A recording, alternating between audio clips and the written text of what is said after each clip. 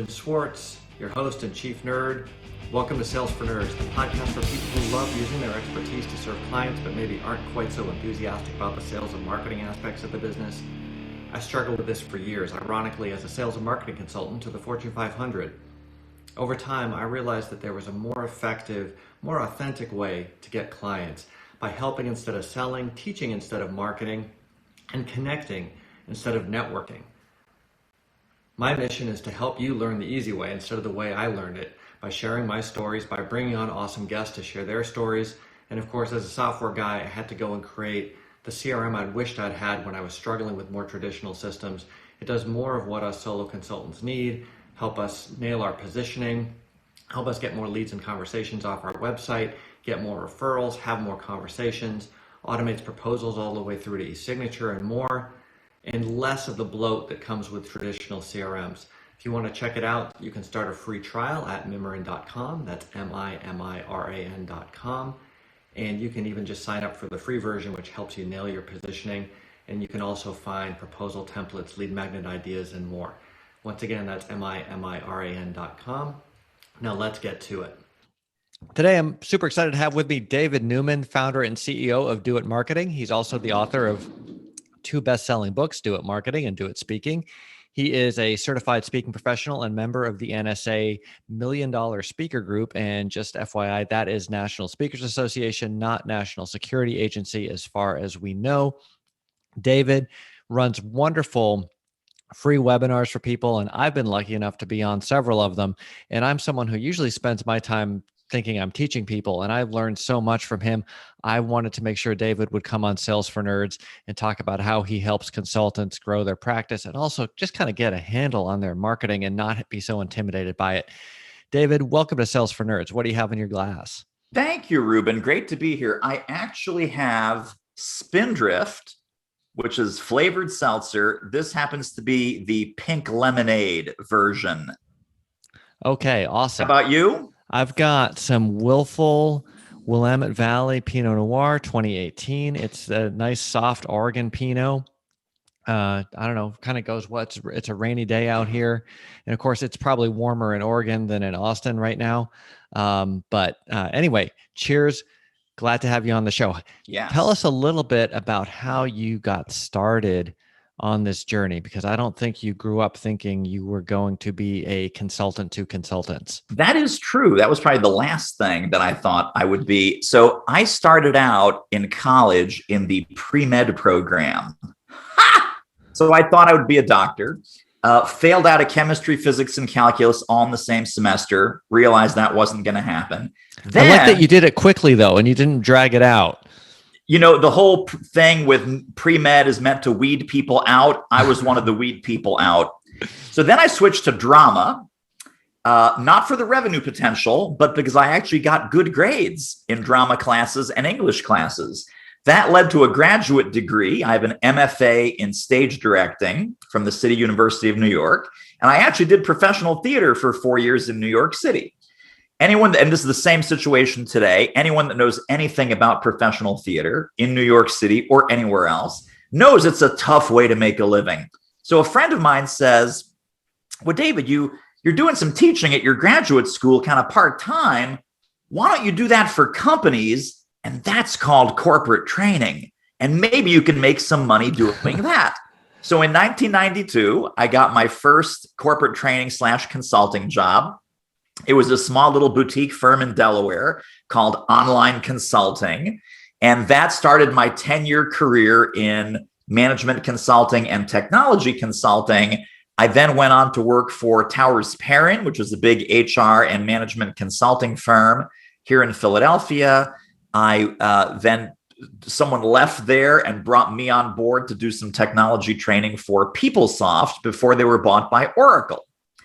Then about 3-4 years into like the 17th reorganization that my consulting division had to go through, I went from having the best boss to the worst boss and having no idea what my next step would be. I decided in the summer of 2001, the timing here is important, the summer of 2001, I'm going to get out of here. So I signed up with a franchise training and consulting company. They sent me 30 binders with 30 different workshops. Of course, as soon as I'm planning my exit, I file my paperwork with the state of Pennsylvania. 9/11 happens, right? September 11th, 2001, the date that will live in infamy. The entire world, as we all remember, changed overnight. And it's like, hey, welcome to entrepreneurship. And I had no list, no clients, no clue. I had no niche. I was a generalist, jack of all trades, master of none. The first 3 years were tough. I mean, the first 3 years were no joke because I kept hitting every brick wall and every dead end. Finally, around 2005, 2006, I said, okay, I'm going to have to do what I did in college. Stop doing the crap that I hate, figure out which one or two things I really enjoy and am good at, and start the business over doing that. And that's when I started to get into marketing and sales, and specifically professional services, marketing and sales. So did that for years and years. The Do It Marketing book, which is a professional services marketing book, came out then in 2013. Kept working with consultants, experts, independent professionals. A lot of these folks wanted to consult or coach or speak.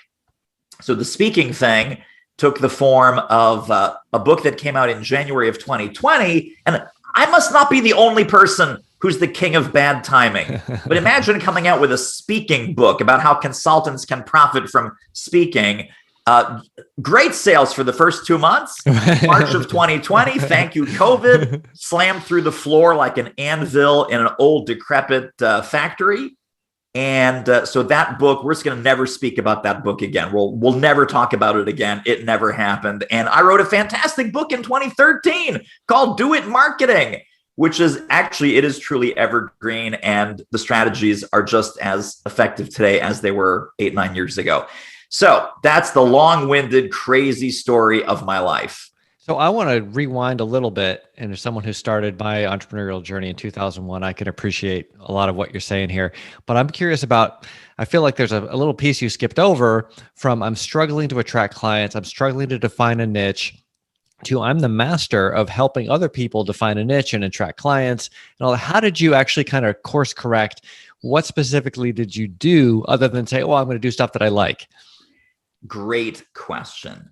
And I think this is a truism in the consulting profession across the board, that we typically teach and consult on the things that we need to learn ourselves. So the other theory is that even a blind squirrel occasionally finds a nut. So around 2005, 2006, I start hitting my stride, still as a generalist. But I start getting some big corporate clients. I start getting a big training contract with IBM. I had another big training contract with QVC, the big home shopping company network that's headquartered about 25 miles from where I'm sitting right now. We did some work with Microsoft, and these are like long-term 6-month, 12-month contracts. Mm-hmm. And some were referred and some were just happenstance, and some, I'll just be brutally honest, getting lucky. So now I'm involved in the National Speakers Association. I'm involved in what used to be ASTD, which is now ATD, the Association of Talent Development. So I have a lot of friends in this area. And they start to look and they're like, oh, well, he's working at QVC now. And he's got a gig with IBM and he's doing this thing with Microsoft. Hey, David, can I pick your brain? Can I take you to lunch? Can I buy you drinks? Can we have breakfast? So I'm having a lot of breakfast, lunch, and coffee with people. And one of my friends, who's still a good friend to this day, he's a career consultant. And he stops me mid-breakfast because he said, hey, David, can I pick your brain? So we're having breakfast together. And he stops me mid-sentence, Ruben, and he says, you should do this for a living.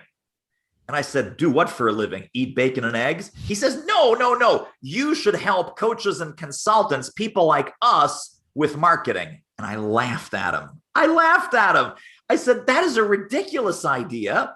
First of all, every consultant and coach and trainer is broke. They have no money. Thanks, but no thanks. I'm going to go back to my corporate training and consulting clients. Thanks very much. Breakfast is on me. So he keeps hounding me. David, no, this is a natural talent that you have. Trust me, this is what you're meant to do. I was like, listen, dude, it's not what I'm meant to do. Stop talking crazy. Leave me alone. He says, will you indulge me with one favor?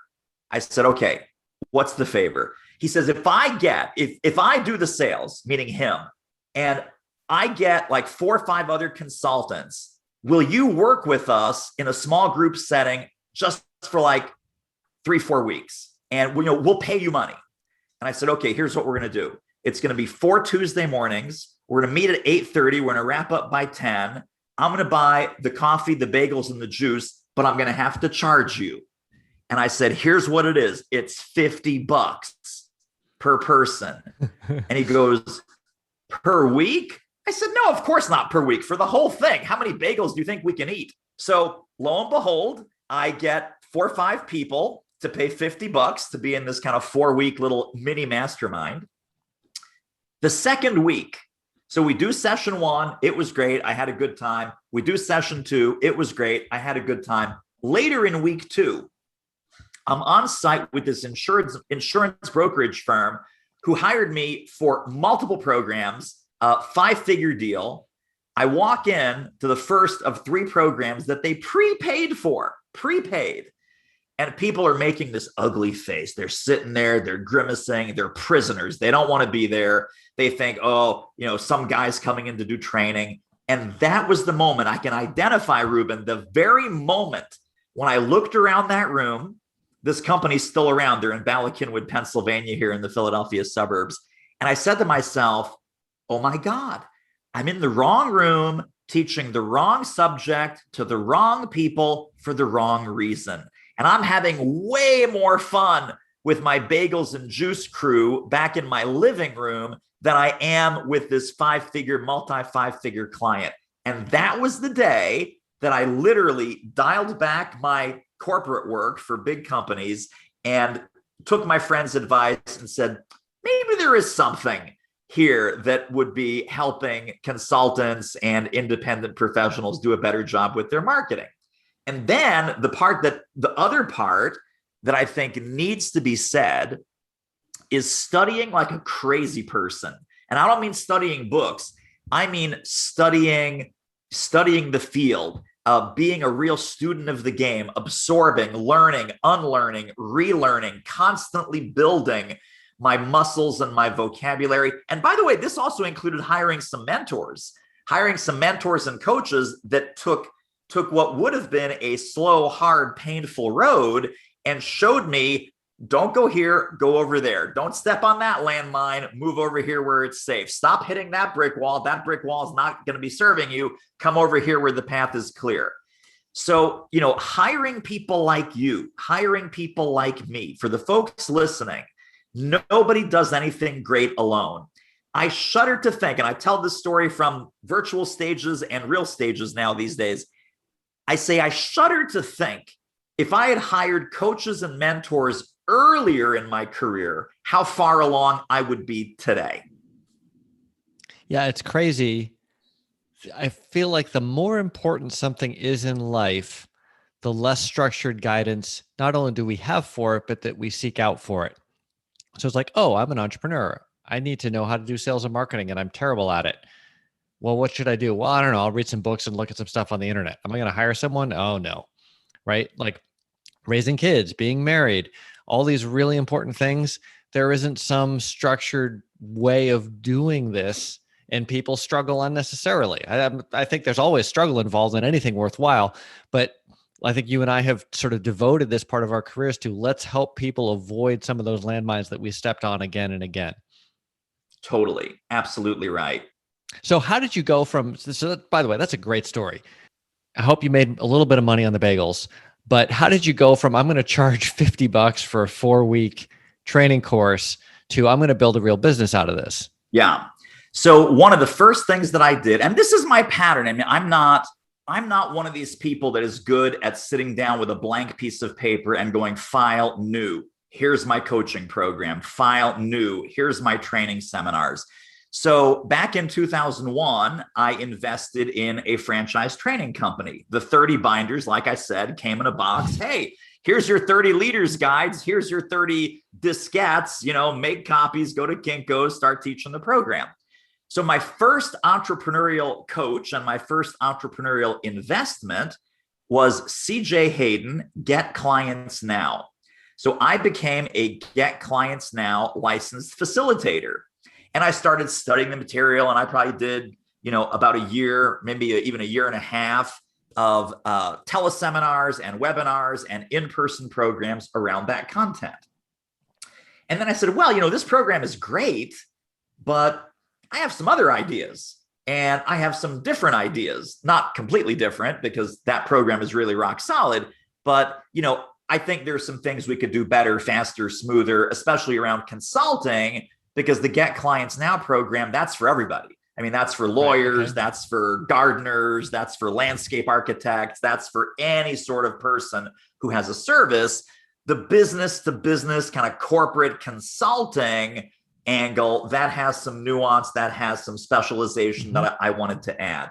So then I started moving away from doing the licensed programs, and I started to kind of collect my own training materials and started to teach my own training materials and started to evolve and improve my own training materials.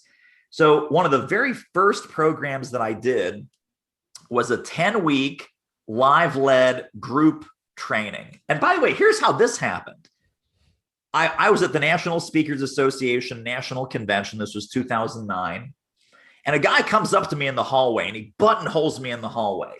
And he says, David Newman, I have a beef with you. I said, okay, what's the deal? He says, I don't know why you don't do group programs. And I said, what? He says, I can't afford to work with you one-on-one. It's not enough to be on a teleseminar or a whatever. Why don't you do a group program? This was before I offered group programs. I chewed this poor guy's ear off, Ruben. Here's what I said. I said, I don't believe in group coaching. I think group coaching it would water down my brand. It would be insulting to the people that I've worked with one-on-one. Absolutely ain't no way, ain't no how. I'm not doing group coaching. And this poor guy, he's sitting there, he's nodding, he's very patient. He lets me finish spewing. And he says the following, another phrase which I'll never forget. He says, David, I am telling you how I want to give you money, and you're not listening. Another mic drop moment in the life of David Newman. So luckily, I had my wits about me. And every consultant, every coach needs to pick up on this line. I said, luckily, I was smart enough in the moment for this thundering flash of the obvious to open up in front of my eyes. And I asked him the following line. I said, so are you saying that if I create a group coaching program, you would be the first person to sign up for it? And he said, yes, I would. I came home from that NSA convention. 6 weeks later, we launched the group program. He was, in fact, the first. I said, hey, buddy, it's ready. It's ready. You coming in? He says, totally, I'm coming in. That one program changed the entire trajectory of my career. If I hadn't done that, I would be a somewhat successful consultant and one-on-one coach. I would not be running a 10-person training, coaching, and mentoring company. You know the drill. I mean, the scale, the leverage, all of these different things would not have happened. So the lesson for me is listen to what your clients want to buy. In this case, he explicitly told me, like sometimes we don't get that gift. Sometimes we have to kind of put two and two together and figure things out. But your clients will tell you what they want to buy. Your clients will tell you how they want to buy. And your clients will tell you what you're offering them that is somehow missing the mark, and what else you can add to your inventory of products and services and programs. I just would entreat everyone listening to us, Ruben, please listen to those positive taps, listen to those hints, listen to those clues. In my case, it was kind of put in my face in a very non-subtle, non-clue kind of way. But that was one of those pivotal moments that I went from one-on-one coaching and consulting to group programs. And I still do, if the price is right, obviously, I will still take on a small handful of private clients, but 98% of our revenue is group coaching, group mentoring, and group training programs. How about that? And by the way, it doesn't cheapen your brand. It doesn't dilute your offering, and it doesn't do anything other than serve your clients in awesome, amazing, tremendous ways. And there's certain things that I think you get in a group situation that you don't get in a one-on-one situation, right? Like there's a certain peer component to it that's nice. For sure. And it's funny you say that, because if I had, well, I had people telling me so many times, can you just make your tool be a full CRM so I can get rid of the CRM that I hate? And I remember saying distinctly time after time, the last thing the world needs is another CRM. And here we are, right? Like, and I think some of it is sometimes it takes a really clear hit to the head, or it takes a lot of repetition for some of these messages to get through. Yeah. But it also you have to have that conversation for there to be any chance of absorbing this information. And it's not like somebody might think that. There might have been lots of people who got your emails who thought that, but they didn't run into you in a hallway and deliver the message. Right. They probably didn't even write back and say, I'd like a group coaching program. Yeah. You got to have one-on-one human interaction to learn some of these things. Right. All right. So now you've got this group coaching program. It's basically transformed your business. What did you learn along the way that you now see other people doing that you kind of can help them avoid the pitfalls and the traps that you were struggling with when you were getting started? What are the most common things you see?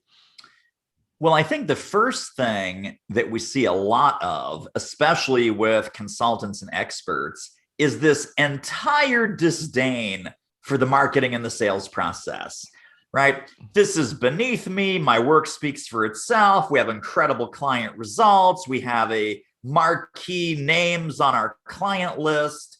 We have a beautiful website. I'm working on a new webinar right now, and there's a slide that is like how most consultants think about marketing. And it's these 3 fat, lazy seals sitting on this sun-drenched beach. They have cute little seal faces. And I put speech bubbles over these 3 seals. Seal number 1 says, well, all my business is repeat and referral. The next seal says, I blog quite a bit. And the next seal says, I've written a book and I get a lot of clients because of my book. Now, all of those things, right? The book, the blog, whatever, those are passive, those are reactive, and you are not in control of how, where, when, or how many come in the door, right? Some clients repeat, some clients refer, some do not. Some folks read your book and they will never, ever, ever call you. Some folks love your blog, but they don't have 2 nickels to rub together. So the real question is, forget about your book, forget about your blog, forget about all your beautiful repeat and referral business. For most successful consultants, repeat and referral business is the gravy. It's not the meat. They don't rely on it. They don't just sit waiting. Imagine a successful consultant sitting in her office or sitting in his office and saying, boy, I wonder who's going to call today. I wonder what business will just kind of drop in my lap out of the blue. And if there's nothing going on, I guess I'll just go play golf, or I guess I'll go to the pool and, hang out there. Said no successful consultant ever. So then I have a second slide in this deck, which is from a National Geographic special. And it's about seals, and it's about seals and sharks. So there's a picture of this shark who is literally leaping out of the water, trying to catch this seal who has leapt out of the water and about to chomp. And I tell people, don't worry. I saw the whole National Geographic clip. The seal gets away. It's not, the story ends happily, at least that time for that seal. And the headline that I put there is called Getting After It. So do you want to be the fat, lazy seal sitting on the beach, just kind of waiting for the fish to drop into your mouth? Or do you want to be more like the shark and get after it? Successful consultants get after it. I was so reluctant to do this, Ruben. It wasn't even funny.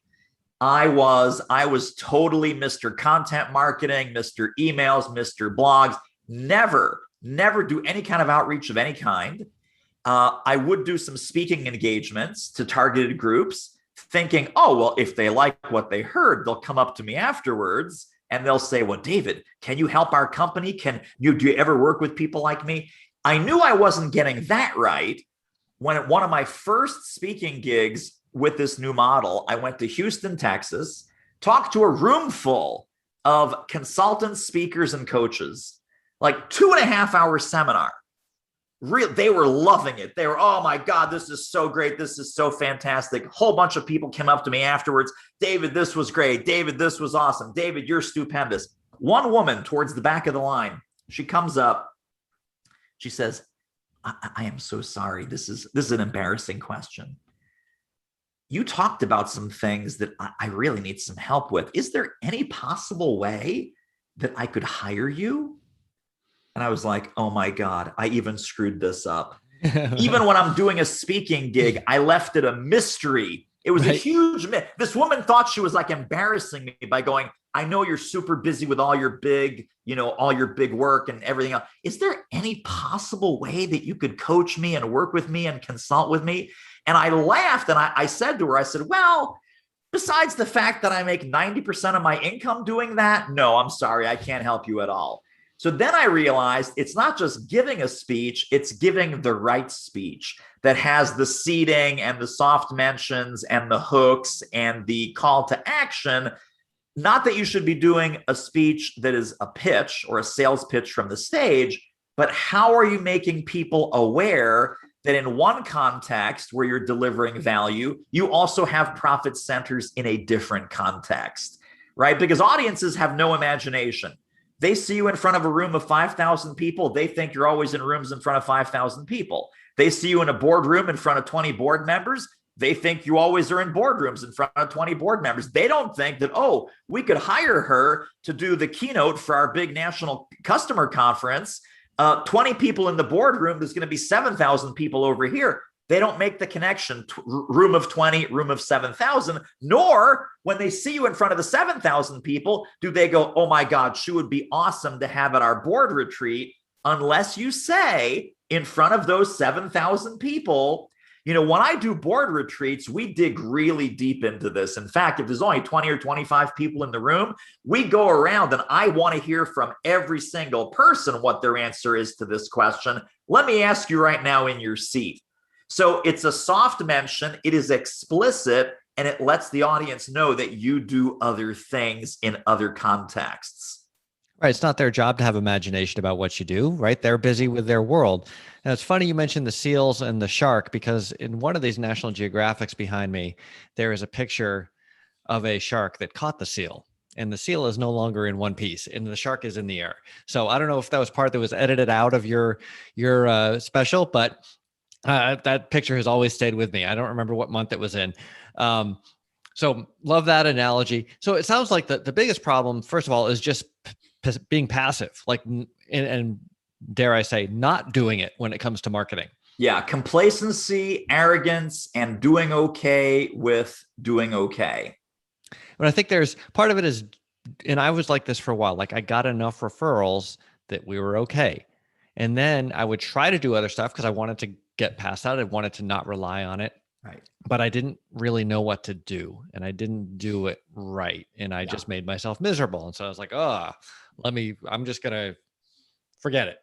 And I think a lot of people go through that cycle. Like they know they should do something and they feel like they got burned. Maybe they even got burned several times. So then they just like, okay, screw it. It's all word of mouth anyway. I don't have any control and I don't like it. How can people overcome that? Especially the, I don't like it, I feel icky part. Yeah. Well, I think where people feel icky is where we take a product sales model and we shift that into a service sales context where it doesn't work. It just doesn't work. So, you know, I'm a huge proponent and advocate of thought leadership marketing and trusted advisor marketing. Because I'm also a domain junkie, I happen to own those two domains. Interesting fun fact. So if you type in trusted advisor marketing or thoughtleadershipmarketing.com, you'll end up somewhere in our world. I'm not sure where they go, but they go somewhere. So I think we need to reevaluate all the sales training, which if you're selling windows, if you're selling replacement windows, if you're selling roofing, if you're selling cars, God bless you. The product sales model, and again, not bad car salesmen, but good car salesmen, even good automotive sales training is not the same sales training that a consultant or a professional service provider needs. So, if you look at the entire pipeline, and again, this is a new concept for some people, Ruben, I know that you teach this, you have this baked into your systems and your software, but what is that first contact? Is it spam? Is it salesy? Or is it high value and high relevance? Because we often think that when we lose a sale or we don't close the sale, that we screwed it up at the end. With consultants in particular, that's almost never true. The bad news is that you screwed it up at the beginning, that you screwed it up at the beginning of the sales process, that you failed to offer value and invite engagement, which would create a natural chain link fence that step one of your sales process leads to step two with minimal friction, minimal resistance, and minimal bad feelings. Now, the good news is when you remove the pressure from the sales process, you might think, oh, well, this is terrific for prospects. Now prospects are more willing to talk to me. They lower the shields. They're more open. They're more honest. Forget about that. Yes, that's all true, but it's a lot better for you because now you're no longer icky, I think was the word that you used. We use very technical marketing terms here. Right. It's no longer icky. It's no longer weird. It's no longer pressure. When you take the pressure off the sale, you take the pressure both off the prospect and off of yourself. So now we can have a deep dive, peer-to-peer diagnostic conversation about where the client is, where the client wants to go, what's important to the client about achieving that outcome, what are some metrics, what are some measures of success, what have they tried before, what worked, what didn't work, right? One of the other things that so many consultants do not externally acknowledge is that the client has been burned before. Just like you talked about, our audience of consultants and coaches and so forth, they've been burned before. Well, our clients have been burned before by a consultant who looked like you, sounded like you, acted like you. So you have to immediately separate yourself from all the other consulting goofballs who look like you look or who say what you say. So here's another thing that I used to have on our old website. We just redid the website, so now some things have moved around. But on our one of our client-facing pages for our services, the headline was, "Are you tired of throwing money in a marketing black hole?" Now think about that. The site is doitmarketing.com. I'm a marketing consultant. I'm a professional marketer. And I'm asking prospects, are you tired of throwing money into a marketing black hole? That line, by the way, came from one of my clients. He says, "David, I'm hiring you, but I'll tell you, I hate marketing. I hate everything about marketing. You never know what works. You never know what doesn't. You never know what to do next. It's all a big mystery tied up in a black box. And I'm just so sick and tired. I need some outside help." Luckily, I was listening. And I think great copy for consultants is never written. Great copy for consultants is listened to. So replay in your mind all the dozens or hundreds, or in some cases, thousands of conversations that you've had with your prospects and your clients. You will know what they love. You will know what they hate. You'll know what they're afraid of. You know what they're working towards. So when I put that on my headline, you say, "Oh my God, David, are you crazy? That would be a suicidal thing to put on your website." I'm like, nope. It brought us hundreds of thousands of dollars because it read the client's mind. Yes, I am tired of throwing money into a marketing black hole. I finally found the good guy in this business. What's the definition of a good guy in the consulting business? The one that calls out the bad guys. So hopefully everyone listening here is going to be the good guy or the good gal in your industry, because we're not giving weapons to children. We're not here to, help you facilitate evil in the world, but you do great work. You do great work for great clients. Let them know that there's an enemy out there. Let them know that, so you're Luke Skywalker. That's fantastic. Show them Darth Vader and say, I'm not him, right? I understand. I'm more empathetic. I'm more sympathetic. I understand what you're going through and I can help. If you're marketing just those two jobs, you will get more clients than you know what to do with. The two jobs are convey these two ideas. Number one, I know what you're going through. Number two, I can fix it. What are those two emotions? Empathy and confidence. Show empathy for their situation and earn the confidence of them doing business with you. That is a huge, huge differentiator. And a lot of consultants, they do what I call same-o, lame-o consultant webpage, right? We're awesome. We've been doing this for 27 years. We have degrees from Harvard, Yale, and Stanford, blah, blah, blah, blah, blah, blah, blah. Sure, commoditization, self-commoditization. Last one, and then I'll shut up and let you get a word in. People say clients commoditize consultants. I wish that were true. So many consultants do a great job of commoditizing themselves. Clients rarely get a chance. Amen. That's so true. And I think some of it is not knowing what to do. And I know that I went through this process, right? So I'm like, oh crap, I'm a consultant. What do I do? Oh, okay, I need a website. Well, let me look at successful consulting companies' websites and copy that, right? Doesn't make sense I was one person at the time, to copy, this multi-thousand person company's website. It's completely inauthentic. It doesn't work well for me. It hides all my advantages for someone who might want to hire me. Same thing when I had to send my first sales proposal, like, oh, let me copy some sales proposal from somewhere because I don't know what to do, right? And so much of it is, I think people actually know what to do, right? If you're sitting down and you're talking to a friend over bagels or bacon or wine or whatever about the problem that you're an expert in, you're going to help this person really well. And you're going to you're going to empathize, like you say, you're going to give them confidence you can solve it. You're going to point out how there's a lot of bad actors in this space and how they have to act to avoid that and so on. Everything goes smoothly. Suddenly you say you're in a sales meeting or you got to put your message on a website for marketing purposes. And these people, it's like the eyes glaze over and they get brain freeze and it all comes out as corporate jargon mush. Yes. I've had multiple email threads, Ruben, I'm sure you have too, where someone sends me some marketing copy to look at and I reply with like 3 words in plain English. And then they send it back and I go, plainer. And then I send it back. I go, really plain, really simple, simpler still. They send it back. Third one, once they've had 3 rounds of simplifying and removing the jargon, removing the buzzwords, removing the consultant speak. Now it's like, okay, that I understand. And that I would be interested in buying. You cannot confuse people into a sale. You cannot confuse people into doing business with you.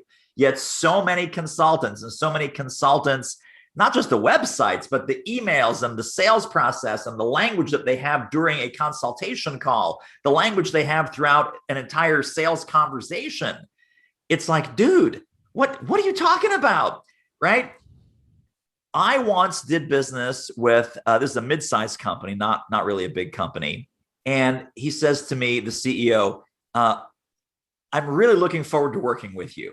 And I said, oh, great, me too. He says, no, but specifically, do you know why? And I said, no, why? He says, the proposal that you sent me was 1 page, not 2-sided, not 2 pages stapled. It was 1 page and it was in plain English. I knew that you were the right guy to hire. So sometimes, again, think about what's in your proposal. How long is your proposal? How dense is your proposal? How many $5 words do you have in your proposal, right? Or are you speaking prospect language about prospect problems? You know what prospects will always understand immediately and innately? They will always understand prospect language, meaning words that they use to describe prospect problems that they have. No one cares about anything else that a consultant ever sends over the transom other than what speaks to me about my problem and how this resource can fix it. That's a great point. It's funny you mentioned the proposal stuff because I've had a lot of great conversations with people that you sent to my website to grab a proposal template, and they all speak very highly of you, which really reemphasized I had to get you on the show. And I remember that the whole reason that template's out there is because I copied a proposal template, had a whole bunch of BS in it, a whole bunch of jargon.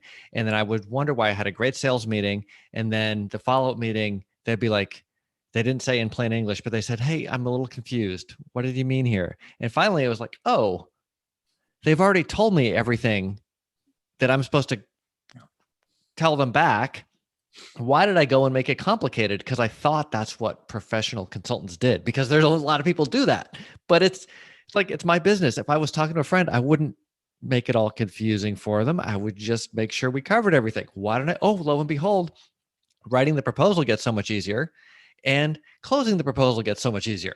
What do you know? Right? We make so many things unnecessarily hard, I think, because we see other people doing this and we think that's the way it's supposed to be. And it just doesn't have to be like that. Right. When I was, I tell people, I was obviously sitting here sipping on my wine and Sales for Nerds, but like, when I hear about people's messaging, I usually say, okay, I don't say in plain English, but I probably should. It's like, no. Imagine that your ideal prospect gets introduced to you at a bar and you've had maybe a few too many. And so instead of the BS that you've written here that no one understands, you're now going to say, what I really do is blah. And then you just use whatever the plain English is. Like if you go to the doctor and they use a whole bunch of medical terms and I wouldn't even know what you're talking about. And they're like, well, I fix people's knees. I'm like, oh, okay. If I have a knee problem, Right. That's great. But I don't understand all the Latin words. But when we use the Latin words ourselves day to day, sometimes we forget that we just got to talk about needs. Right. For sure. All right. So first step, don't be passive. Don't just sit there and wait. Second step, talk about real client problems, real solutions. Pick an enemy, I think I heard you say, which could be other consultants, and have a point of view. Does that imply sort of having a point of view? Like, oh, yes, very much so. I look at consultants as good consultants, as professional irritants. We are that little grain of sand in the oyster that makes the pearl. And another soundbite that I would leave folks with, in case you're worried about, oh, what if it upsets someone? What if someone doesn't like it? What if someone doesn't agree with it? Because we're a professional irritant. The soundbite is, if you don't risk turning some people off, you'll never turn anybody on.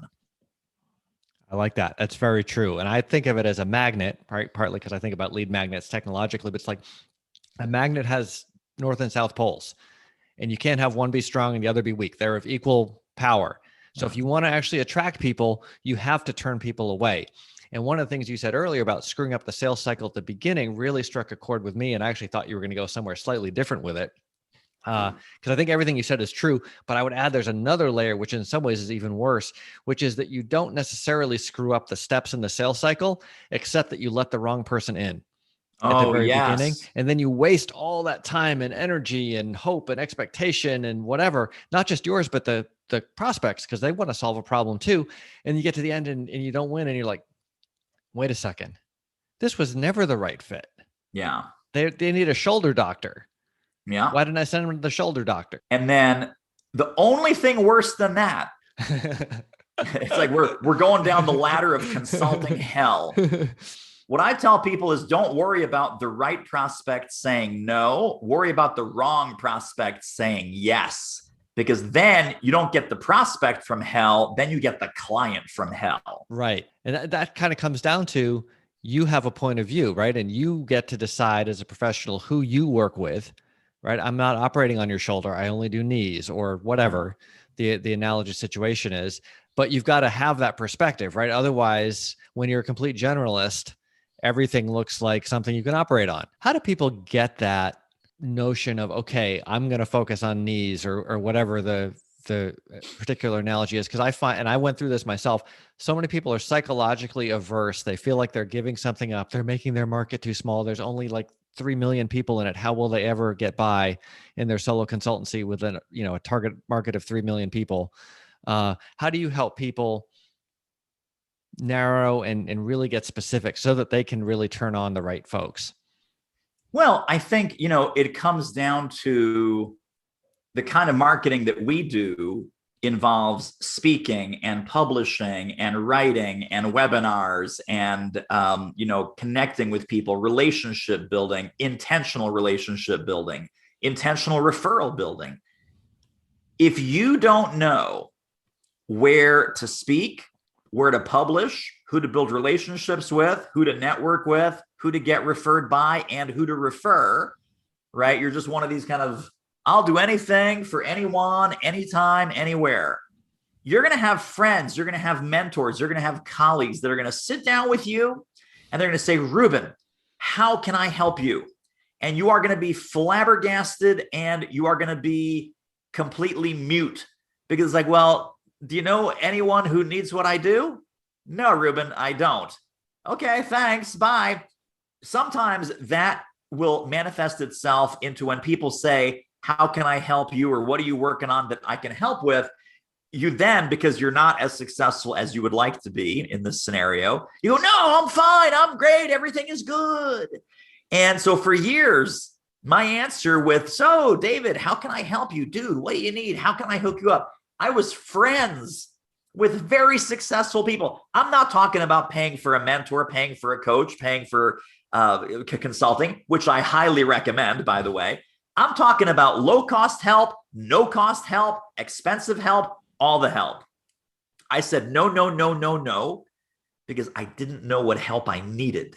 I didn't know what help I needed because I didn't know what the hell I was doing. So contrast that with someone who's made a series of decisions.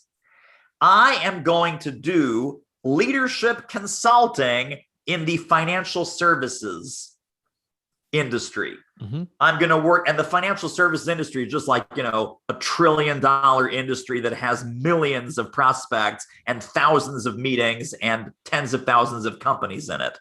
You're like, oh, but I'm leaving money on the table. No, you're not. If you don't make that decision, you're blowing money out the window. Forget about leaving money on the table. When I say, let's say that's the business I'm in, leadership consulting in financial services. David, how can I help you? Who'd be a good referral for you? I would say, well, Ruben, thank you for asking. I am looking to connect with VP level and above senior executives in financial services companies, companies like insurance companies, banks, brokerage houses, mortgage, lending, places like that, who are managing, let's say, between 25 and 150 people, and who are looking to raise their game. As a leader, they're looking to get raised, praised, and promoted. They want to build a better culture, and they want to get better results for their team. Oh my God, I just played golf with a guy. He said, he works for Merrill Lynch. Like, would that be a good company for you? Yes. And he says, I just hired 20 new people and I don't know what to do. And we're onboarding and blah, blah, blah, blah, blah. Would you like an introduction to that guy? So now that I've specified it's leadership consulting, it's for financial services, and the kinds of problems I solve are things like A, B, and C. I've given you 3 pieces of triangulation that you can now go through your mental Rolodex and go, oh, that's going to be Sally and Barb. And I just talked to Mike and I had golf with Fred 2 weeks ago. I can connect you with 4 people, David. Would that be helpful? Yes, it would.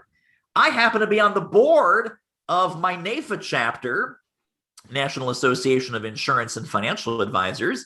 Would you want to come and do a speech for us? In fact, I'm friendly with the guy who's running our national conference. Do you think you'd want to come and speak at the NAFA National Conference? You will never get these kinds of conversations if you're general, vague, and undecided. The only people that get those kind of conversations are specific, decisive, and committed. So this is the moment. Yes, I'm talking to you. This is the moment that you're listening to Ruben's show and you're like, wow, this crazy David Newman guy. I'm going to get decisive. I'm going to get committed. I'm going to get ready to start making some of these big decisions, and your consulting business will take off. Because when you're just this vague generality, A, people don't know how to hire you or why, and they don't know how to refer you and recommend you and pass you around like candy.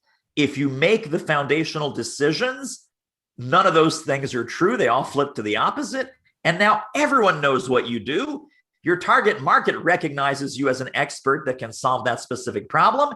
And all of your allies and champions and friends and network can start to refer you and send you business because they can repeat what you do in a very specific, compelling way.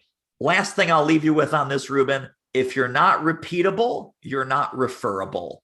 So people need to repeat, right? Ruben works with consultants who are looking for a bulletproof end-to-end CRM that can help them sell more work. Oh, man, everybody needs that. Well, no, everybody who is a consultant who hates selling but still needs to sell, they need that. And that's probably you, because that's why you're listening. So I can now repeat that to 20 people, 50 people, 100 people, or 1,000 people. I can send people to Ruben because I know what he does, who he does it for, and what outcomes that creates. So that's the clarity. That's being repeatable. If you're not repeatable, you're not referable. Oh, Susan's a great consultant. What does she do? I'm not really sure. And she keeps changing it every 3 months. That's not what you want them to say about you. I like to tell people that when they're a consultant, they get to define their market and their niche and all that. So define it such that you are the Google or the Nike or the whatever of your niche, whatever it is. Right. So that if somebody is looking for that, you are the natural choice. And it could be, as simple as I'm the best insurance person in this neighborhood. Yeah. Right? It doesn't matter, right? Whatever it is, make it so that there is some set of people for whom you are the Goliath. You are the 800-pound gorilla. And the way that I was able to trick myself to get more focused was, instead of thinking about it as a small market versus a large market, think about it as easy versus hard. And I knew that easy, right? Like great referral, repeat business, somebody right up your alley of like, this doesn't even feel like selling. It just everything just flows naturally, versus the ones where I was trying to like grind it out and, oh, it was awful and icky and everything else.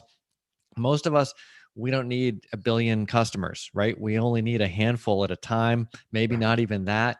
Make it easy on yourself. Yeah. Amen to that. David, this has been such a pleasure, and I could talk for hours, and I still have plenty of wine left, but I want to be respectful of your time.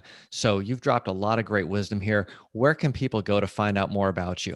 Couple of places. The main command central online is, of course, the website, which is doitmarketing.com. If they want to learn more about the Do It Marketing book and the ideas in that book, it's doitmarketing.com/book. And our free training is also online for consultants who want to grow. That's at doitmarketing.com/webinar. And I don't say this often because I get way too many emails and I'm always trying to unsubscribe from them, but you should get on David's email list and you should attend his webinars. I do whenever I can. And when I can't, I try to watch the replays, and I always learn stuff. So thank you for sharing, David. Cheers. Thank you, Ruben. Great to be here, and cheers back at you, my friend. Thanks for listening. Did something in this episode or a past episode help you out? I'd love to hear about it. Send comments, questions, or ideas for future episodes to hello@salesfornerds.io. And of course, iTunes reviews are super helpful for getting the word out. So if you've got a few moments to put one of those up, I'd really appreciate it. If you've got a friend who'd benefit from one of these episodes, send a link. If you've got a friend who wouldn't benefit from one of the episodes, but you just haven't talked to in a while, this is a great excuse to pick up the phone and give them a call. Of course, if you're looking for a whole new take on CRM for solo consultants, along with proposal templates, lead magnet ideas, free positioning tools, and more, check it out at mimiran.com. That's MIMIRAN.com. Again, thanks for listening, and until next time.